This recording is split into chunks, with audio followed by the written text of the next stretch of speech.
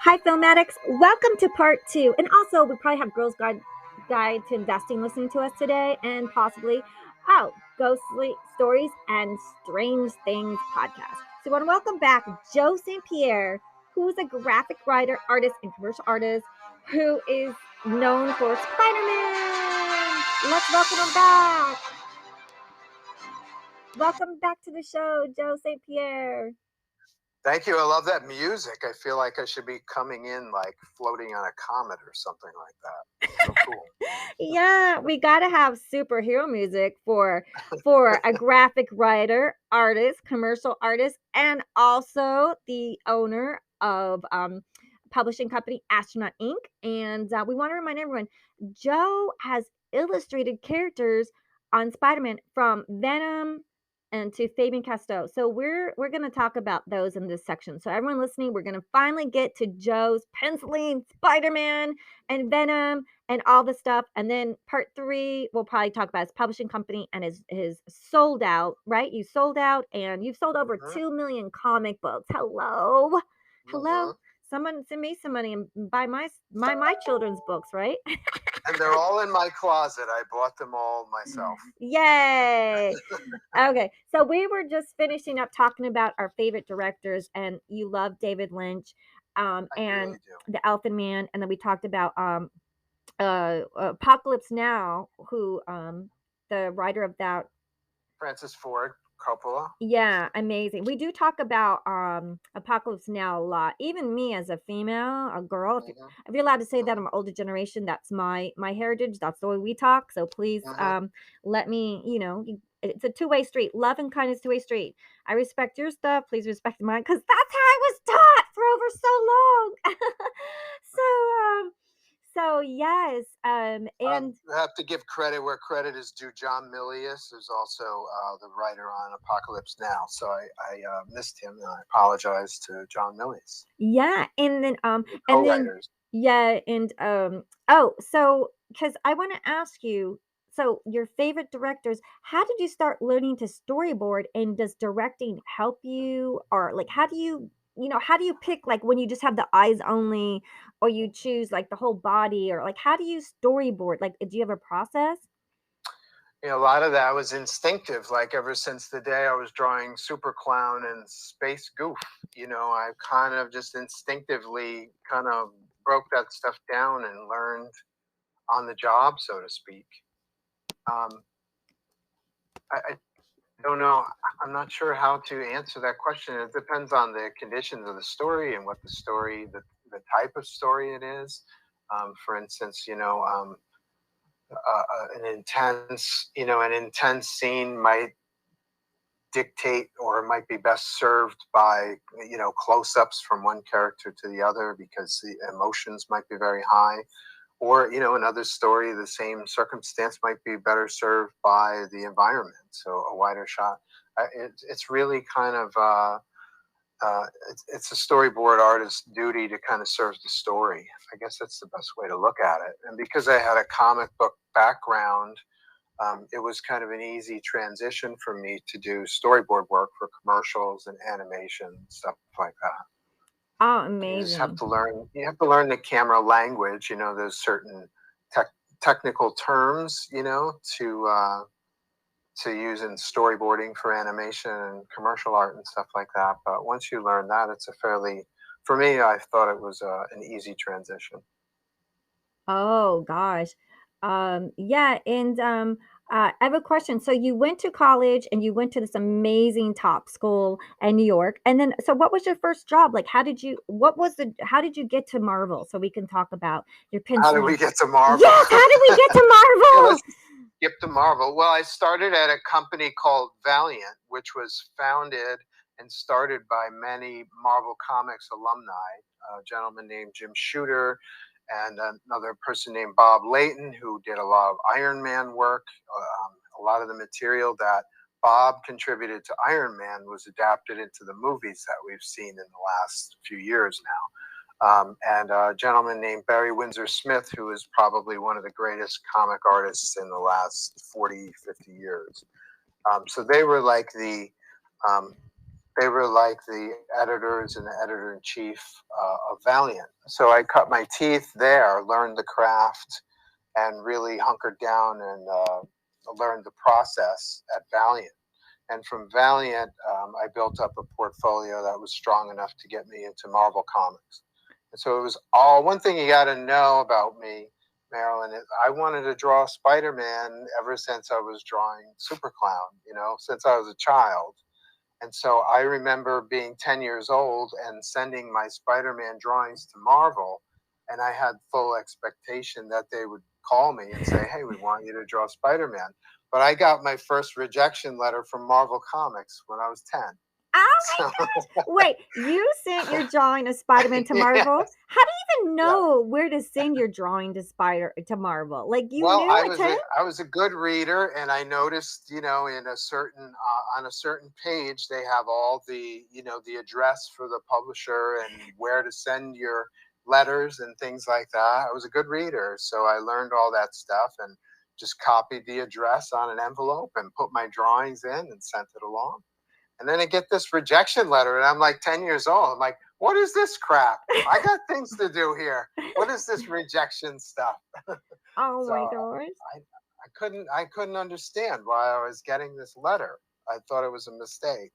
So ever since then, it's been my goal. I grew up on Spider-Man comics, Spider-Man cartoons, and Spider-Man toys. So it was my mission in life for a long time to draw Spider-Man for Marvel Comics. So after a certain amount of time at Valiant, I felt my stuff was good enough. I felt it was time. And so a friend of mine took me to Marvel Comics, to kind of introduce me around to the editors. And I got, long story short, I got a job offer that day.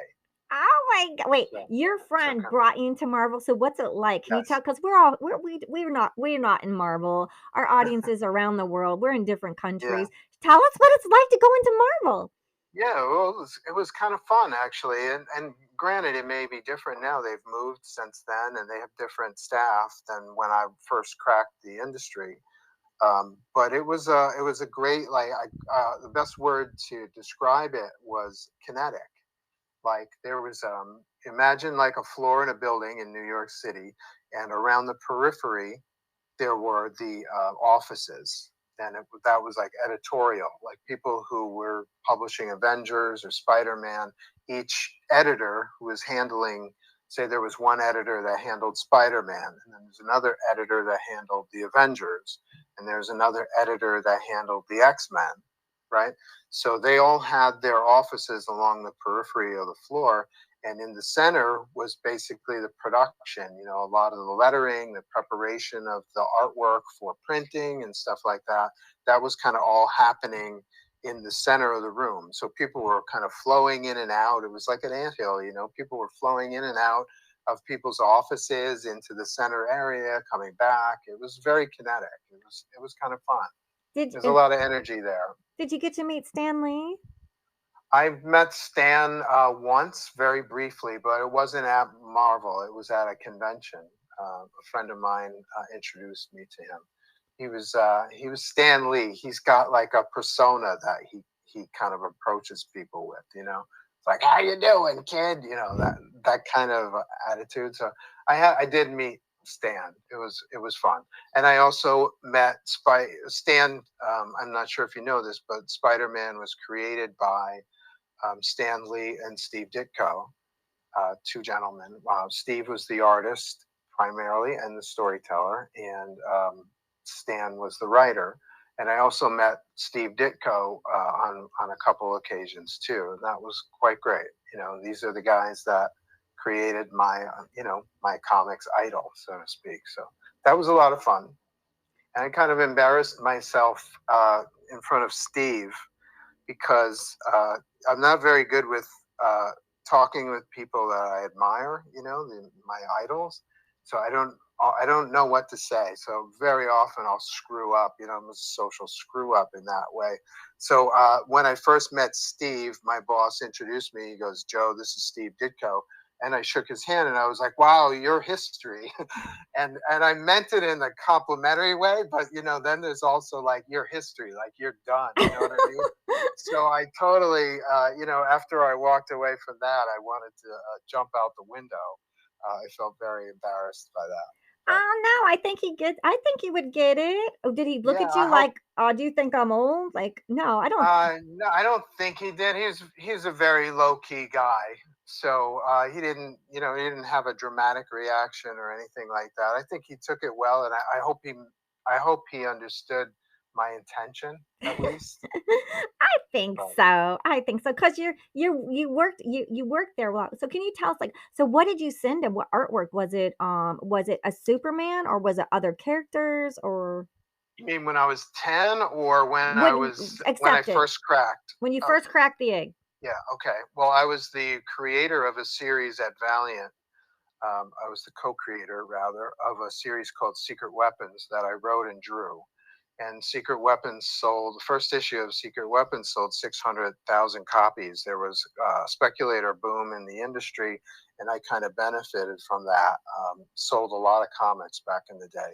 So I had samples of the stories that I had written and drawn.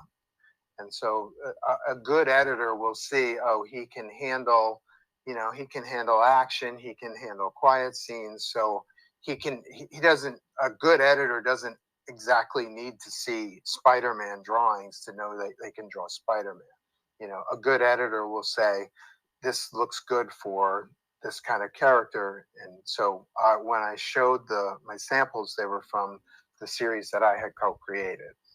And the editor was like, "Hey, how about a job?" Gave me a plot. And did you So start right away on Spider-Man or did you get to start with yeah, that was well. There are multiple versions of Spider-Man, and this one, especially nowadays, it's very relevant because they have something called the Spider-Verse. Have you ever heard of that term? I think so, There, yeah. there's a movie. Yeah, there's an animated movie that just came out a couple of years ago. It's called Into the Spider-Verse, and it's basically this story about alternate realities coming together and all these different spider people from different universes coming together. And so one of those characters is a future version of Spider-Man. And he's called Spider-Man 2099. So that was my first gig. It wasn't Peter Parker Spider-Man with the red and blue costume with the webs. It was the future version, Spider-Man 2099. But I was drawing Spidey 2099 the same way I would draw regular Spider-Man. So again, that kind of helped me get work at the proper Spider-Man office.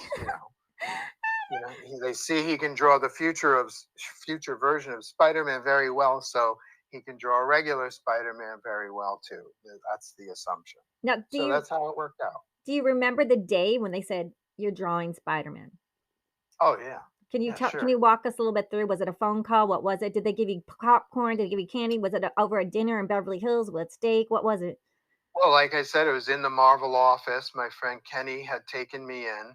Um, he had Do you shown know? me to the he had he had shown me to the editor, introduced me to the editor of the Hulk comics, and the Hulk editor said, "Oh, your work is very good. Here's a test. I'm going to give you a test, a story to test you out on the Hulk." And I was like, "Okay, thank you very much." And so Kenny took me to the next editor's office, and he was doing the Spider-Man 2099 series. And I said, I just got a test from the Hulk office. And he was like, "You don't need a test. Here's a job." And he literally he handed me the script essentially. So I Oh was like, my "Okay, cool." gosh! So that's how it happened. It was like that quick. And I find it's that way throughout my career. I'm not sure if you have this experience. Like if people want you or they're interested in your work, you get the call like that day, It's like right? If you dating. have to wait a week or two, yeah, maybe it's like that kind of initial energy, right? Um, It's weird that way. yeah, like so one is like so Hulk missed out on you drawing them, right? Or did you draw That's ever right. did The you ever Hulk missed out. the Hulk's going, shoot, shoot, next time, faster, faster. And you're like, this is The my Hulk. little boy's dream. And did you ever tell them that like they rejected you at 10 years old? That's a good question. It's You been a probably kept it while now, secret. so I'm not sure. And that was something that I kind of discovered in my many moves. I think I moved at one point, and it kind of came up out of a box that I hadn't been in many years. So I'm not sure I actually told Okay, those I don't guys think they needed to know about that, but you were like, what you, that. yeah. And can I just share like, okay, I did attempt a drawing, but it's probably like very cartoon and very like 2-year-old Hmm. drawing because I got Hmm. these characters called the Stinks, and so I paired them up with different people. I hope it's okay. They paired them up with Spider-Man, so I put them in Spider-Man costumes. They're like three skunks. Mia, Hmm. Mozart, and Mia, Mozart. I can't believe I forgot the other one, and Mugsley.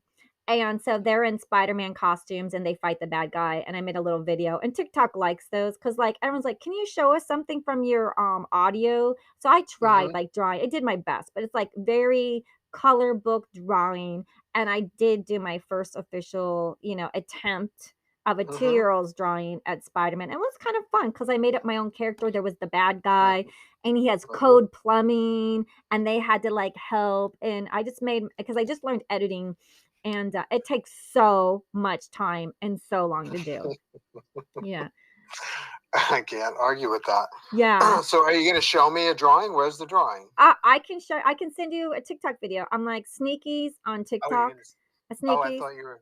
Okay. Yeah, Should I look I online? yeah, my TikTok is Sneakies, and I put them on there, and I'll show it to you because I also did a little drawing with my friend Jeffrey Kramer. He sent me like a Thanksgiving of a turkey swimming in the ocean with Jaws about to get him. So I go, well, what kind of card can how can I beat a card when he gives me Jaws? You know what I mean, for Thanksgiving. Yeah. So I Yep. drew the skunks, Mia, Mozart, and Mugsley. They're fishing with French fries, and they try to lure the fish with the French fry, and then Jaws comes out. How do you spell sneakies? I want to see this thing. S Where is it? N E A K I E S, like Sneakies. Well, because Okay, my sneakies. author's name Yeah, is of Sir Herbert course. Sneakies, Sir Herbert Sneakies, so Sneakies for short, and they blast Jaws with their stink bombs. Oh, great. Yeah, yeah. Let's have a look. Y- Let's have a look. Okay. And where are the sneakies in this mix? How far do I Oh, have to probably go back. scroll? But we got like 15 minutes left, but I want to get to how you started your own publishing company and Oh, your okay. books because it's all about you right now. It's all about you. Okay. But I just want to tell people how hard it was. And I was doing it with a injured hand, and I'm not really a drawer, but sometimes people like when you write children's stories, like, can you show us some art? But the kids just wanted something to see from always just Hmm. listening to audio. And I'm like, I'm working on the visuals. Maybe a studio will say yes. I'm hoping for my yes soon that they will Hmm. turn an audio. But okay, so you're at Spider-Man, you're having the best time of your life. Like, did you celebrate? Can you share us what did you do for fun? Like, oh my God, I'm drawing Spider-Man. Did you get all your boys and your friends and your moms go out on like a yacht and do something? Did you do anything wild to celebrate? Yeah, I probably got loaded and fell down the stairs and ran on the subway tracks.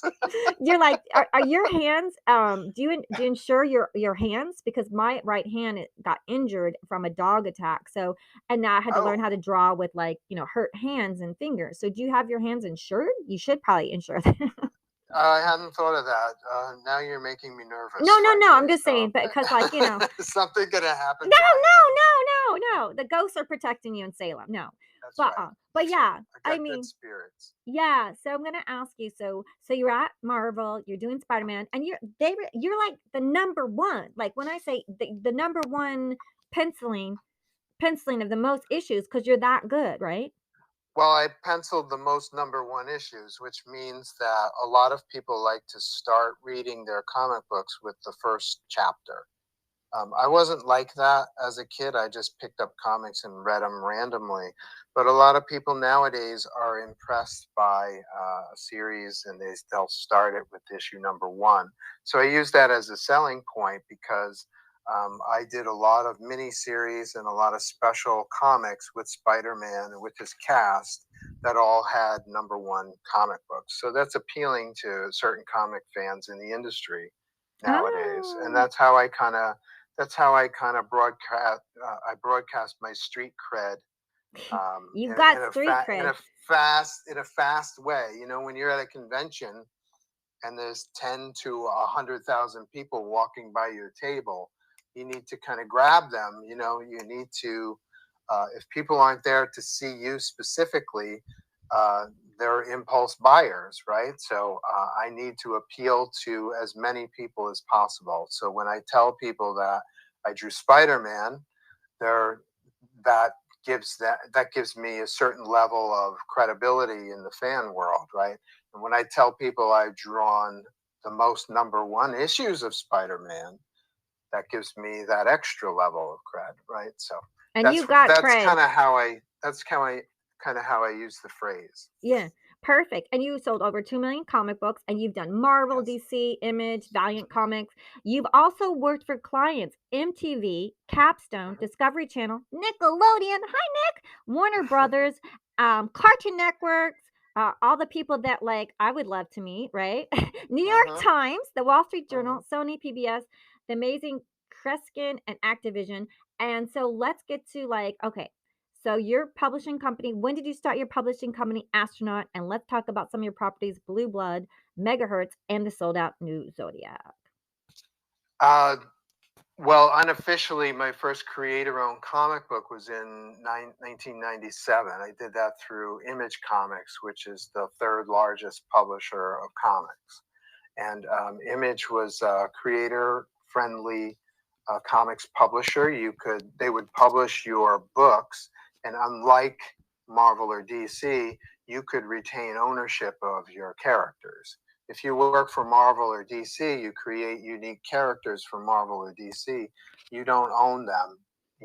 Marvel or DC, the publisher, owns the property. So you're essentially a work for hire in Marvel or DC's eyes. That's not the case with Image. With Image Comics, they're a facilitator for creators to get their stories out, and so you get to keep the ownership of your property. So my first creator-owned property was through Image, and that was called Megahertz. That was kind of like a Frankenstein in the future, killer cyborg story kind of thing. And it was actually very, very prescient. Actually, it predicted a lot of the things that have happened in the U.S. in the last 4 to 6 years. It's pretty crazy. Oh, are you saying Megahertz is like The Simpsons? It's very much like The Simpsons. Ooh, go check it out, everyone. My pitch at the time was it's Frankenstein meets The Simpsons. There was a lot of social commentary, but it was conveyed through this monster assassin story. So yeah, in that regard, it was like The Simpsons. You're right. I hadn't thought of that because they say that The Simpsons kind of predicts a lot of things, right? Yeah, it's like what? That was on The Simpsons, right? How do they do that? They've been around 30 some years. And also everyone can listen to David Silverman podcast on Filmatics where he plays the tuba. It's awesome to hear. That was great. I listened to that one. Yeah, we have fun on the show. We have fun. Yes. And then so you have Megahertz, and then like tell us about the next one. What other? And then in 05, I basically said, okay, I'm just going to publish my own stuff, and I created a one-shot graphic novel called Bold Blood, which is kind of like Game of Thrones meets Saving Private Ryan. It's like all these medieval warriors, and none of them have royal bloodlines, and none of them have magic swords. And they go out on an excursion to save the town, and they don't all come back. So I was killing major characters before Game of Thrones, the whole thing. So you got a Game of Thrones ones? Like, yeah. Like Game of Thrones? Like, so that is the blood. What is the name? Blood? It's called Bold Blood. Bold Blood. So it's like kind of like if you're a fan of Game of Thrones, check out Bold Blood. Please do. It's a blast. And where do they look? Where did they go online? They go to. You can go to astronautinc.com or St.Pierre.com. It's the same website. And just kind of email me. There's contact links on the website. You can just email me and ask for a copy, and I'll work that out for you. The site is we're still building the store for the website, so it's not quite finished yet. But you could find Bold Blood probably anywhere on eBay or Amazon. But if you want to get it directly through me, just go to the website, joestpierre.com. Oh, I'll take and care of you. can you take care of our listeners by signing it or something? Oh yeah, sure, absolutely. That's one of the benefits, right, of working with the creator. Is Oh, you can yeah. I Yeah. even do remarks where you do little drawings on the comic book. That's very popular nowadays too. So can't Oh. get that in Amazon. No, so our listeners, you hear that. If you're a fan of comic books, you heard it live. Just say you heard Joe St. Pierre on Film Addicts, and he's going to do a little special. What do you call it? A recreator art Yeah, it's called a remark. remark sketch. Yep. Okay, Yeah. and then talk about the last one, the one that sold out. Yeah, New Zodiacs was my most recent property. I published that originally in 2015, and the first issue sold out through the distributors in the comic shops and stuff. So I'm relaunching that. I took a hiatus to do the Fabian Cousteau Expedition series, and now I'm relaunching that. And you can go on Kickstarter. Maybe you can give them a link in your social media or something, Marilyn. You can Absolutely. go on the Kickstarter right now and order the relaunch phase 2 of New Zodiacs. Oh yeah, you know what I'm gonna do? I'm gonna also put you on Girls Guide to Investing. So if anyone Okay. listens to and finance podcast and Girls Guide to Investing, we have like wealth managers of billionaires. We've got a 19-year-old who's best-selling book on finance. So Hmm. do check out that one if you like that, and support his podcast. We love it when people support. And if you like, subscribe, give us 5 stars. You want to donate, the links are in below. We always appreciate that. And anything else you want to tell us? Like what's new on the horizon for you? It's such a pleasure to be here. Thank you for inviting me, Marilyn. This is a new thing for me. Well, the new Zodiacs is loosely based on the signs of the zodiac, right? So, the overall concept of the series is that there are 12 characters who can channel the cosmic energies of the zodiac. And right now, if you go on the Kickstarter, you'll see the first one, Aquarius. But I'm going to roll out a graphic novel for each of the signs. So we talked about this in the previous episode. The Pisces character is a Ghostbuster. She communicates with the dead trapped on Earth. Her name is Cricket, and she's the new Pisces. And her graphic novel will come out in the fall. So if you contribute to the Aquarius Kickstarter, which is live now, I'll send you notifications when the second volume comes out, which has Pisces in it. Oh, and I want to tell everyone that Joe is also the co-creator of the Fabian Cousteau Expedition series, published by Simon and Schuster, and the fourth Ow! volume, Hawaii's Sea Turtle Rescue. It sounds so cute, and yeah, because I have Charlie the Dolphin Adventures, super super super cute. So I love underwater. My dad was a diver his whole life, so that Oh, sounds no so kidding. cute. Well, we're gonna invite you back because we have so much to talk about, like, I mean, this is amazing. So Joe, can you just say your social media and your website so our listeners can just keep in touch with you?